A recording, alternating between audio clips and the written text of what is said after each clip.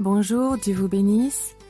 Nous souhaitons la bienvenue une fois de plus à notre programme d'études bibliques du Mouvement missionnaire mondial à Bruxelles. Dans cette étude introductive à l'Ancien Testament, notre désir est que davantage de personnes tombent amoureuses de toutes les Écritures. Accompagnons maintenant la salle de classe avec le pasteur Marcelo Echelar, traduit en français avec la voix de la sœur Valérie Lédy, qui présentera aujourd'hui le livre du Deutéronome. Et nous allons ouvrir le livre du Deutéronome au chapitre 1, verset 1. Et nous lisons la parole dans le nom du Père, du Fils et dans la communion de son Saint-Esprit. Ce sont ici les paroles que Moïse dit à tout Israël au-delà du Jourdain, au désert, dans la campagne vis-à-vis de Souf, entre Paran et Tophel, et Laban et Hatzeroth et Dizahab. Et je voudrais qu'on aille aussi au verset 3. Or, en la 40e année, au premier jour du 11e mois, Moïse dit aux enfants d'Israël tout ce que l'Éternel lui avait commandé de leur dire. Moïse commença à expliquer cette loi au-delà du Jourdain, dans le pays de Moab, en disant « L'Éternel notre Dieu nous parla en Horeb et nous dit « Vous avez assez demeuré dans cette montagne. Tournez-vous et partez. » Et allez vers la montagne des Amoréens, et dans tous les lieux circonvoisins, dans la campagne, dans la montagne, et dans la plaine, et vers le midi, et sur la côte de la mer, au pays des Cananéens, et au Liban, jusqu'au grand fleuve, le fleuve d'Euphrate. Voyez, j'ai mis devant vous le pays. Entrez et possédez le pays que l'Éternel a juré de donner à vos pères, Abraham, Isaac et Jacob, et à leur postérité après eux. Et je vous parlais en ce temps-là, et je vous dis, je ne puis vous porter, moi seul. Père bien-aimé, nous te remercions, Seigneur, pour ton amour et ta miséricorde. Je te demande en cette heure ta direction, que tu nous accompagnes et que tu nous fortifies pour l'exposition de cette étude biblique, dans le nom de Jésus. Amen et Amen. Le livre du Deutéronome est le dernier des 5 livres de Moïse. Il est actuellement un des passe-temps des supposés biblistes qui veulent discréditer la Bible, mettant en doute son inspiration divine et son autorité aussi. Ils disent que les 5 premiers livres de la Bible auraient difficilement pu être écrits par Moïse. Ils disent aussi qu'une compilation d'informations a été faite, transformant de cette manière le livre de la parole de Dieu, qui est la Bible, d'un livre inspirant, surnaturel, en un livre purement historique qui ferait perdre cette force supernaturelle, ce pouvoir divin qui imprègne la parole du Seigneur. Vous savez que dans la Bible, nous avons des repères archéologiques, nous avons aussi une partie de géographie, nous avons une part de génétique, nous avons un tas de thèmes que la Bible traite, et il s'agit aussi d'un récit historique, parce que beaucoup de parties qui confirment la Bible le sont grâce à des récits qui se présentent tout au long de l'histoire. Mais si on parlait de la Bible seulement comme d'un livre historique, ce serait un livre quelconque. Ce serait un livre comme n'importe quel livre de religion qui n'aurait pas de pouvoir. Mais Paul a dit quelque chose de merveilleux. Je n'ai pas honte de l'Évangile, parce qu'il est pouvoir de Dieu. Et ce livre que vous avez entre vos mains, que parfois pour un motif A ou B, nous ne regardons pas, ou que parfois nous ne lisons pas. Parfois, avant de consulter ce livre, nous consultons des amis, des membres de notre famille, des frères et même les pasteurs. C'est le livre qui a le pouvoir le plus grand de l'univers, parce que c'est la parole même de Dieu exprimée dans quelque chose d'aussi petit que la Bible. Vous pouvez imaginer toutes les richesses de la connaissance de Dieu. Et quand quelqu'un ne lui donne pas sa juste importance, il est facile que n'importe quel vent de doctrine vienne discréditer la parole du Seigneur et on commence à se dire « Aïe, on dirait que la Bible est seulement historique. » Mais dans une introduction, nous n'allons évidemment pas donner des détails très spécifiques. Quand nous allons plus tard parcourir livre après livre dans notre section un peu plus avancée de notre connaissance de la parole du Seigneur, nous allons trouver que malgré le fait que la science veuille discréditer la parole du Seigneur, la science, en fait, termine par donner raison à la Bible. parce que la Bible est la parole de Dieu et que Dieu ne se trompe jamais. Loué soit le nom du Seigneur. Un des intervenants, faisant partie des autorités en matière de documentation des livres de l'Ancien Testament, le docteur Ironside de l'université de Berkeley, a dit « Si Moïse n'avait pas écrit ces livres, celui qui les a écrits devait être un homme qui s'appelait Moïse, parce que la présence de ce personnage est si forte dans ces 5 livres, et aussi sa littérature, sa forme même de s'exprimer, que cela rend impossible que ces écrits soient une compilation d'écrits trouvés par ici ou par là, et réunis après avoir solutionné une sorte de casse-tête. Et on sait que Dieu inspira Moïse de manière surnaturelle. Et on voit que le Pentateuque est pratiquement l'histoire, on peut le dire, illustrée de la rédemption que Dieu avait pour chacun d'entre nous. Dans la Genèse, Dieu nous montre notre incapacité à vivre loin de lui. L'Exode montre la puissance de Dieu, que Dieu est venu nous chercher et nous sauver avec une main forte. Et quelque chose que j'étais en train de méditer et que je voudrais partager avec vous après, durant une seconde occasion, est qu'en Égypte, ça a été la main puissante de Dieu qui fit sortir le peuple. Ce ne fut pas Moïse, ce ne furent pas les plaies, mais ce fut Dieu.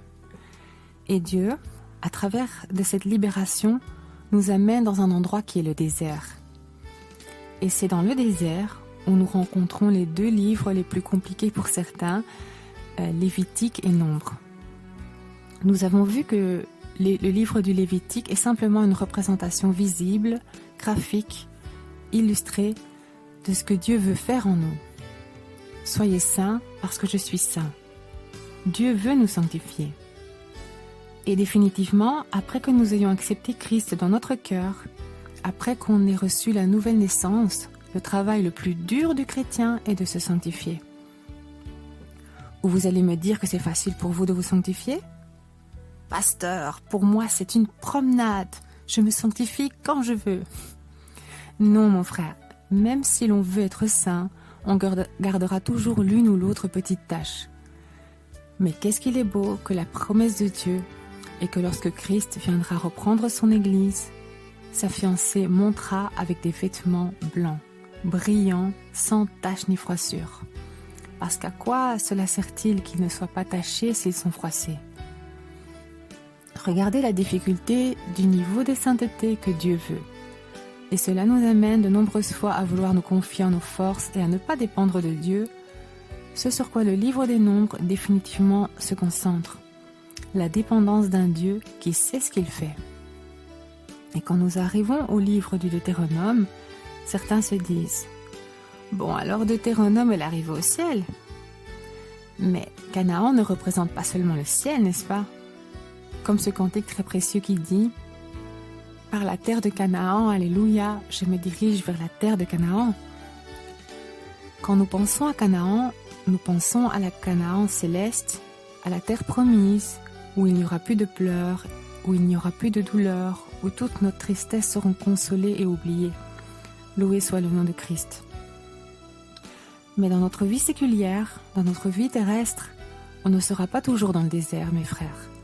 Le chrétien n'est pas toujours appelé à vivre dans le désert. Mais si le processus, même si le processus, le traitement de Dieu est toujours dans le désert, Dieu, tôt ou tard, nous fera sortir de ce désert. Et définitivement, c'est ce que nous trouvons dans le livre du Deutéronome. Nous voyons que 40 ans étaient déjà passés dans le désert. Et on sait que le nombre 40 dans la Bible est un symbole qui représente le nombre de l'épreuve. Jésus-Christ, Amen, avait été dans le désert durant 40 jours. Et nous voyons qu'il avait aussi été tenté par l'ennemi. Et nous voyons que Moïse avait aussi été dans le désert. La vie de Moïse a été divisée en 3 fois 40 ans.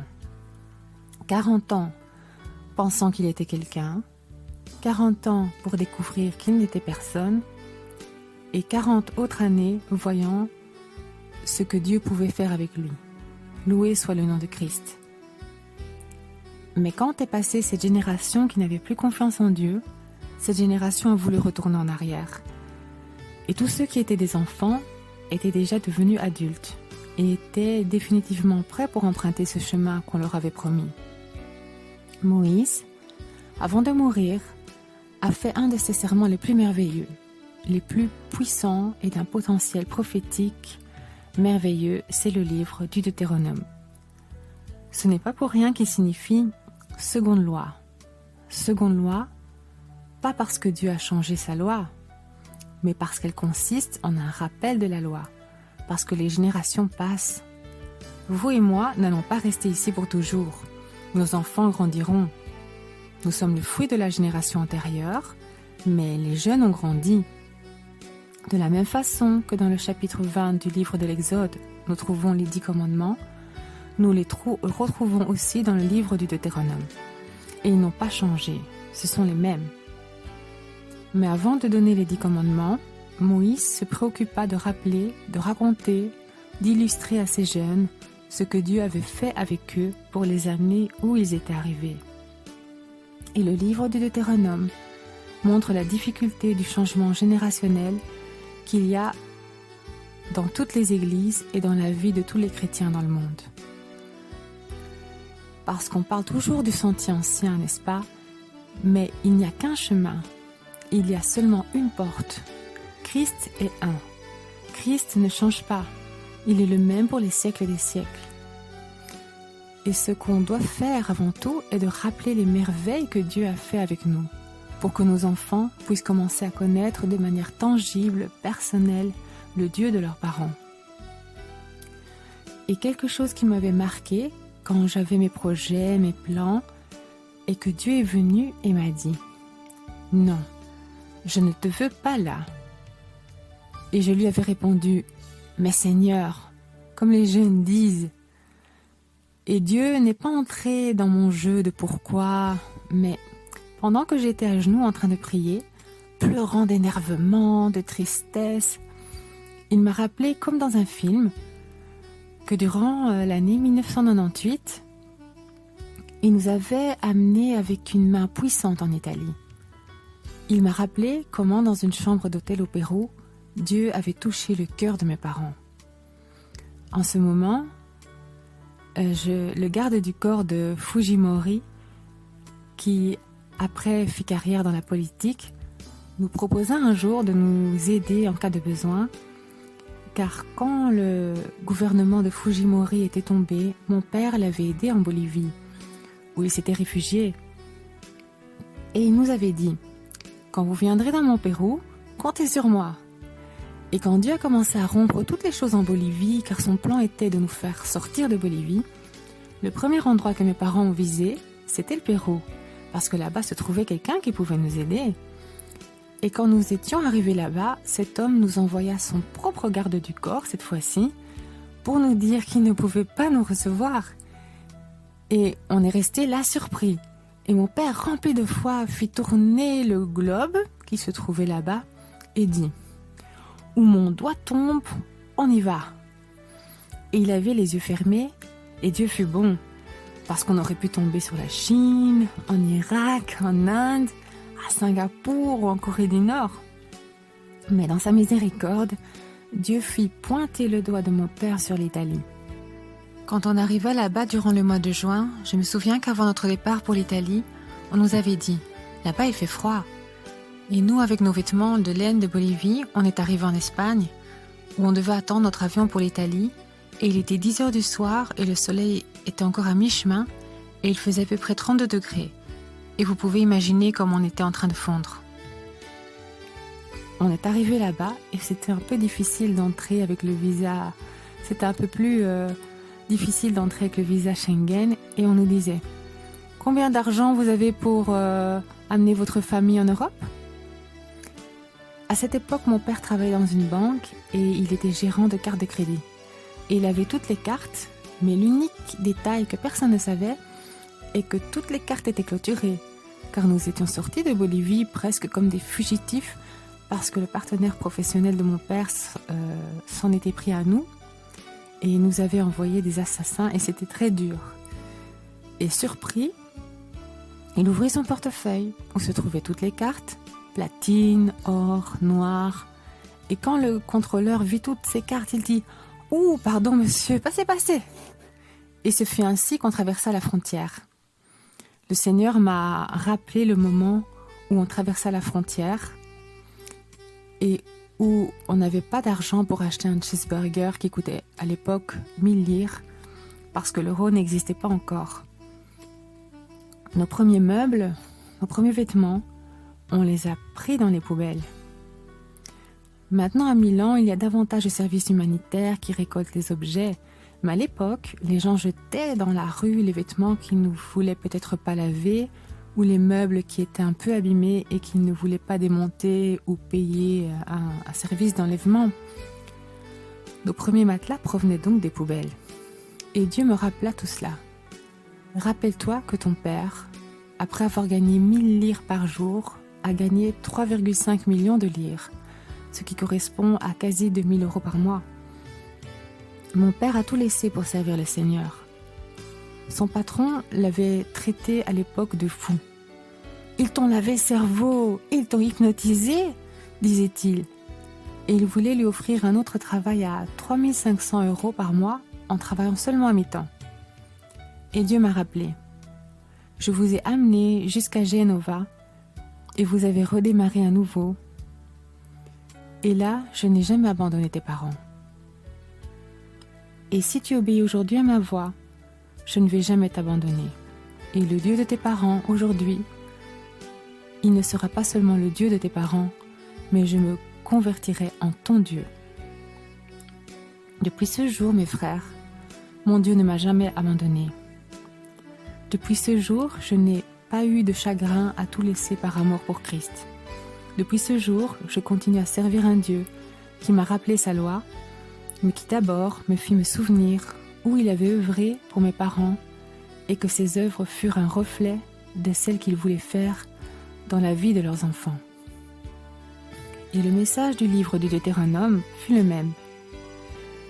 Ils répètent le livre de la loi à leurs enfants le matin, le soir, à midi, durant la nuit, parce que lorsqu'on raconte nos expériences à nos enfants, qu'ils le veuillent ou non, même si certains peuvent croire que leurs parents divaguent parce qu'ils vieillissent, ils devront reconnaître l'œuvre de Dieu dans leur vie. Même si on vit au sein d'une génération difficile, qui apparemment ne veut rien savoir de Dieu, ou qui veut un évangile différent, si on commence à montrer aux jeunes qui est notre Dieu, après, ils devront reconnaître que Jéhovah a fait de grandes choses avec nous. Et que fit Moïse après cela? Eh bien, c'est simple. La première partie du livre du Deutéronome examine l'amour et le soin que Dieu a pour le peuple d'Israël dans le désert. Et cela est merveilleux, car l'unique personne qui nous aide dans le désert est Dieu et personne d'autre. Je ne sais pas combien d'entre vous est en train de passer par un désert en ce moment et disent « Seigneur, jusqu'à quand ?» Et tu ne te rends pas compte que le simple fait que tu aies encore la force de parler avec Dieu, c'est que Dieu, dans son amour, continue à te donner la vie, continue à pourvoir à tes besoins. Il ne t'a pas abandonné. Car quand Dieu est présent, il nous donne la force, même pour pleurer, même pour nous retrouver devant lui et déverser notre cœur. Si on arrive encore à faire cela, c'est parce que dans son infini amour, Dieu est avec nous. Si notre cœur bat, c'est qu'il y a encore de l'espérance. Et celui qui donne l'esprit de vie, c'est le Dieu Tout-Puissant. Mais la seconde division est un résumé de la loi.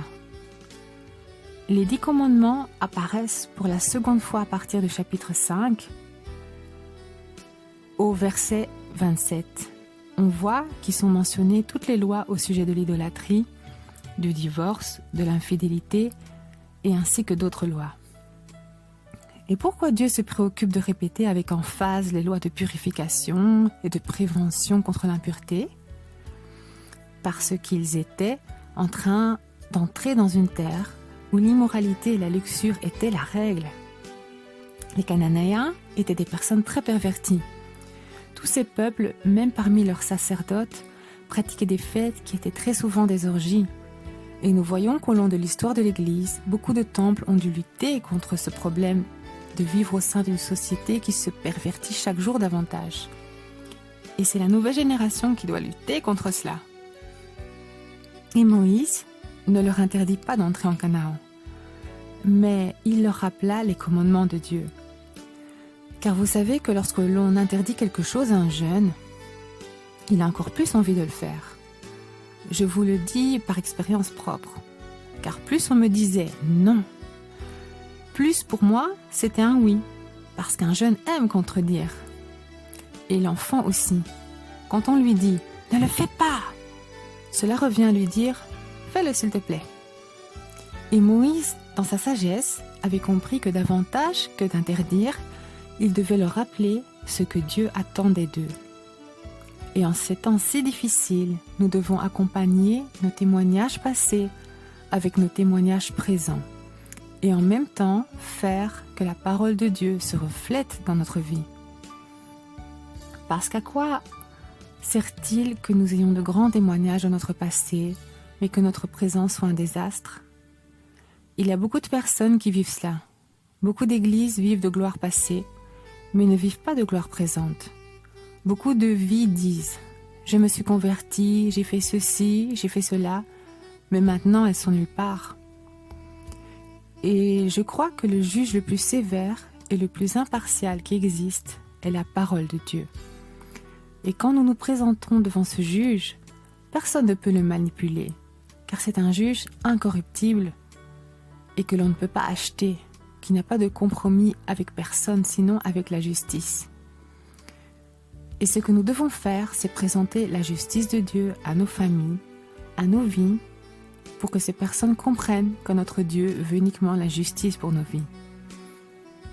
Et enfin, la troisième partie de ce livre du Deutéronome, du chapitre 27 au chapitre 34, est une puissante révélation sur le futur de bénédiction et malédiction qui tombe sur Israël. Dans le chapitre 28, on trouve une des prophéties les plus étonnantes qui sont restées constantes même pour la vie chrétienne d'aujourd'hui. Cette prophétie est très précise. C'est une prédiction de toute l'histoire du peuple juif, même après qu'ils aient cessé temporairement d'être une nation et d'être dispersés sur toute la surface de la terre. On y trouve toute l'histoire de ce qu'Israël a vécu et va vivre pour de longs siècles tout au long de son histoire, même jusqu'au jour d'aujourd'hui. Et quand on est dans le désert, et il y a des chrétiens qui sont encore en train de passer ce processus, certains peuvent s'habituer à ce désert et se donner pour vaincu et de se dire « je ne vais jamais sortir de cette épreuve, de ce désert, je ne vais jamais voir la gloire de Dieu parce que je suis toujours ici ». Et il y en a certains qui pensent qu'ils vont périr dans le désert, comme cette génération qui a péri dans le désert dans le livre du Pentateuque. Toutes les personnes âgées de plus de 20 ans périrent durant ces 40 ans. Mais il y a un changement dans ton histoire et mon histoire par rapport à l'histoire du peuple d'Israël. C'est le sang rédempteur de notre Seigneur Jésus-Christ. Nous ne vivons plus à travers la loi, mais nous sommes vivants et sauvés par la grâce de Jésus-Christ. Et cette grâce fait qu'après, Jean, sous une inspiration merveilleuse, avait dit « Mes petits enfants, si quelqu'un a péché parmi vous, vous avez un avocat qui intercède devant le Père, et cet avocat est Jésus-Christ. » Et même si on se rebelle, comme cela arriva au peuple d'Israël à Kadès Barnéa, qui s'était rebellé complètement et avait dit « On retourne à notre ancienne vie ». Ils lynchèrent en quelque sorte Moïse. Ils restèrent tranquilles après que la terre s'ouvrit et avala Corée et sa famille. Même si on est parfois rebelle, Dieu est un Dieu d'opportunité. Il ne nous laisse jamais à la dérive et il nous dit « Plus de temps tu te rebelles, plus de temps tu devras rester dans le désert. » Mais à ceux qui peut-être clament pour un secours, pour une aide, ce livre est un appel de Dieu pour ceux qui pensaient ne jamais pouvoir sortir de leur désert. Ils trouvèrent même une montagne et y restèrent. et Dieu envoya quelqu'un pour leur dire qu'ils avaient déjà passé beaucoup de temps dans ce désert et qu'il était temps pour eux de traverser l'autre côté du Jourdain. Et qu'il est beau de penser que tôt ou tard, cet appel va arriver à la vie de chacun d'entre nous. Dieu va nous dire, c'est suffisant. Ce par quoi tu es passé, le processus que tu as supporté. Et tout ce que tu as atteint jusqu'à aujourd'hui, ce n'est pas pour que tu t'accommodes ici, mais c'est parce qu'il y a le fleuve du Jourdain que tu dois traverser. Et tu dois continuer à batailler, à lutter et à gagner les promesses que Dieu a déposées dans ta vie. Et pour cela, Dieu a dit, « J'ai mis devant toi la vie et la mort, et choisis bien. Si tu obéis à mes commandements et si tu écoutes ma voix, ces bénédictions t'accompagneront. » Et vous trouvez une liste merveilleuse de bénédictions depuis le chapitre 27 et suivant. Tu seras béni dans ton champ, le ventre de ton épouse sera béni. Mais ceux qui ne prêteront pas l'attention et retourneront en arrière seront maudits. Et ici, on ne trouve pas une malédiction qui vient de Satan, mais c'est Dieu lui-même qui maudit. Et on se dit, non, arrêtez un moment, Dieu ne peut pas maudire, Dieu ne peut pas être si méchant. Mais Dieu nous met devant notre responsabilité humaine. Même si Dieu est un amour immensément grand, insondable, dont la profondeur est incompréhensible, il est aussi un feu qui consume tout, et rien ne peut se confronter à lui. Et le livre du Deutéronome nous rappelle cela. Rappelez-vous que dans le désert n'est pas pour toute la vie, les pleurs ne sont pas pour toute la vie. Le même psalmiste, dans une de ses inspirations, après avoir été dans la grotte d'Adullam, après avoir passé son processus de pèlerin dans le désert, a pu dire « Les pleurs logent le soir, et le chant de triomphe revient le matin. » Et ce sont les paroles que Moïse, avant de mourir, voulait laisser. « Écoutez-moi très bien, peuple d'Israël, jeunes, nouvelle génération, qui êtes devant moi. N'oubliez pas que si vous êtes ici, c'est parce qu'il y a un Dieu puissant qui a amené vos parents jusqu'ici. N'oubliez pas que ce qui vous a maintenu en vie jusqu'ici est que vous ayez appris à obéir aux lois auxquelles peut-être vos parents n'ont pas obéi. Mais vous avez grandi, vous n'êtes plus sujet à l'autorité de vos parents. Maintenant, vous êtes autonome et vous devez apprendre que lorsque je vous appelle à la bataille pour pouvoir gagner la bonne bataille de la foi, il faut avoir la loi de Dieu dans le cœur. Souvenez-vous que le livre des Nombres est le sens de tout le peuple. Et tous les majeurs de plus de 20 ans étaient appelés pour former une armée. Pour pouvoir batailler dans cette guerre bénie du salut, il faut apprendre à écouter la voix de Dieu. Parce que sinon, nous ne pourrons pas vaincre. Et nous rencontrerons plus de déroutes que de victoires sur notre chemin. On rencontrera plus de tristesse que de joie sur notre chemin. Et il est vrai que le chemin du chrétien est, marchant et pleurant, celui qui sème la bonne semence. Mais après, il est dit, il reviendra en chantant de joie quand il portera ses gerbes. C'est-à-dire que les pleurs sont momentanés et qu'après, il y aura de la joie.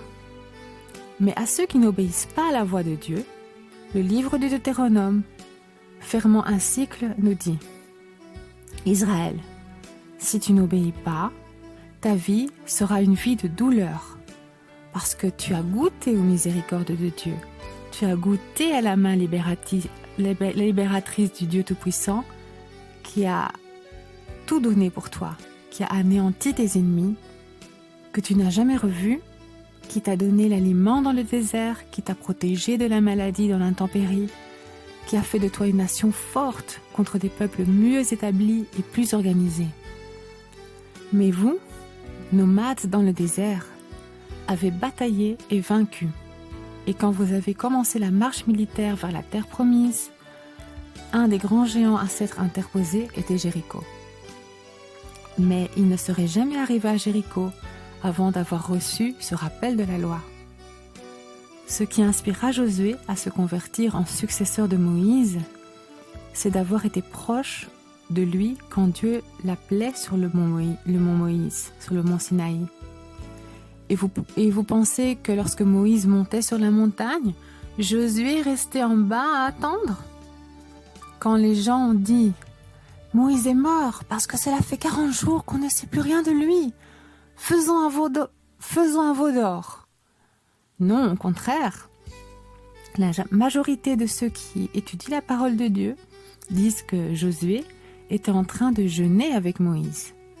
Il payait le prix en jeûnant et s'est rempli de la vision de Dieu pour Israël, parce qu'il était près de la présence de Dieu. Nous voulons que notre Église soit une Église avec une vision, une Église qui ne stagne pas, une Église qui continue d'avancer malgré les problèmes et continue à batailler. Alors, faisons en sorte que la présence de Dieu soit proche de nos foyers, soit proche de nos maisons. Et si nous faisons cela, tout, aussi difficile que cela puisse être, œuvrera pour notre bien. Je voudrais que vous incliniez votre visage en ce moment. Père bien-aimé, je voudrais te remercier parce qu'en un moment si adverse pour l'Église, comme les années que l'on est en train de vivre, ton pouvoir s'est manifesté, nous montrant que même à travers des réseaux sociaux, à travers de ces moyens de communication, ta présence continue d'être avec nous. Tu continues à nous visiter, tu continues à nous alimenter et tu continues à nous fortifier. Mais que cette étude d'aujourd'hui nous fasse méditer et nous fasse faire un voyage dans le passé, que l'on puisse revivre tout ce que tu as fait pour nous, chaque chose, depuis le temps qu'on est arrivé dans ce pays, depuis le jour où on t'a connu, et que l'on puisse dire, Seigneur, tout cela a valu la peine, tout cela fut permis grâce à ta miséricorde, et je ne pense pas retourner en arrière, je ne vais pas regarder en arrière. Je sais qu'un jour, je devrais sortir du désert dans lequel je me trouve. Je traverserai le Jourdain et je verrai mes bénédictions. Mais même si cela dure, je ne retournerai pas en arrière. Je ne vais pas arrêter d'écouter ta voix. Je ne vais pas arrêter de vivre ta parole. Je ne vais pas arrêter de répéter ta loi dans ma maison, dans mon foyer, à mes fils, à mes filles, à mes parents et à tous ceux qui sont près de moi, Seigneur. Merci pour ton Église, merci pour ce moment. Et je te demande que cette étude soit gardée en chacun de nos cœurs et que nous puissions continuer pour qu'à travers de ta parole, nous trouvions des richesses merveilleuses pour chacune de nos vies. Dans le nom du Père, dans le nom du Fils et dans la communion de ton Esprit Saint. Amen.